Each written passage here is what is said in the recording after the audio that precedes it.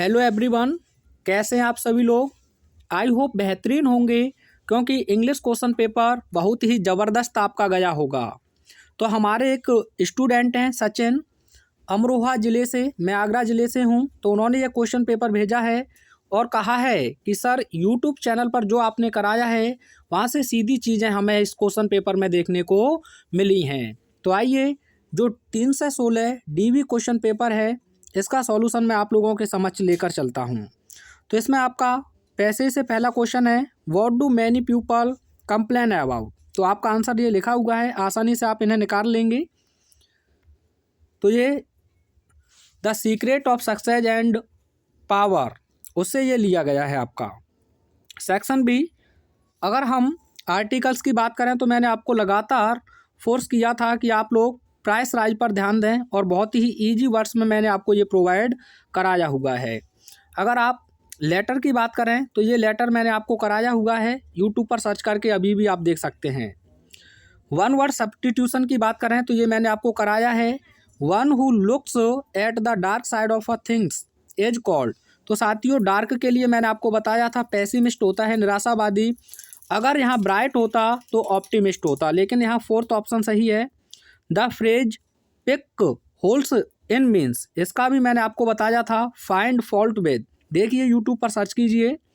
The synonym of sewerage, तो acute होता है, ये भी मैंने कराया हुआ है, जो आपको एक मैराथन दी थी सेक्शन सी की।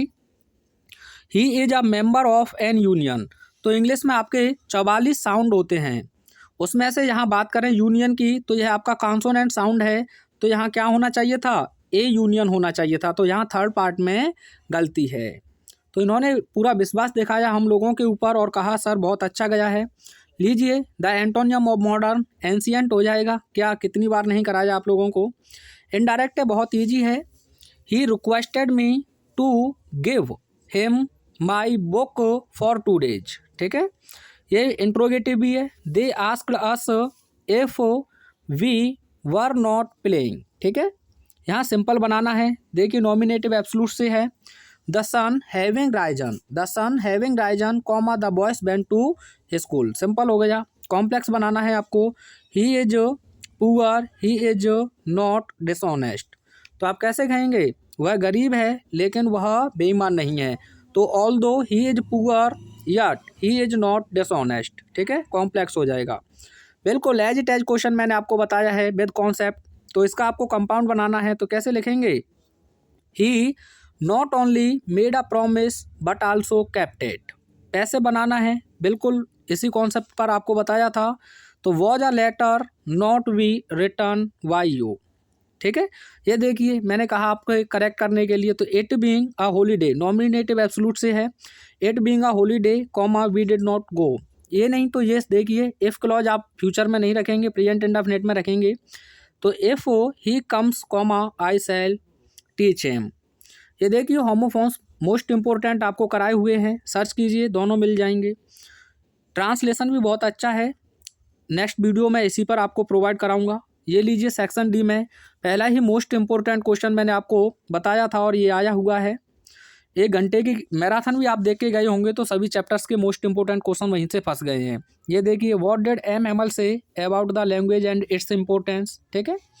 आइए उसके बाद, what does garbage mean to the elderly people, क्या अर्थ था, उनकी रोजी रोटी वहीं से चलती थी। हाँ, ये क्वेश्चन मैंने नहीं कराया था, बिल्कुल ठीक है।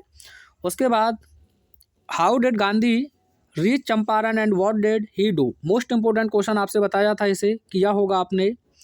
Give a character sketch of peddler in the story red trap, ये नहीं कराया था साथियों हमने।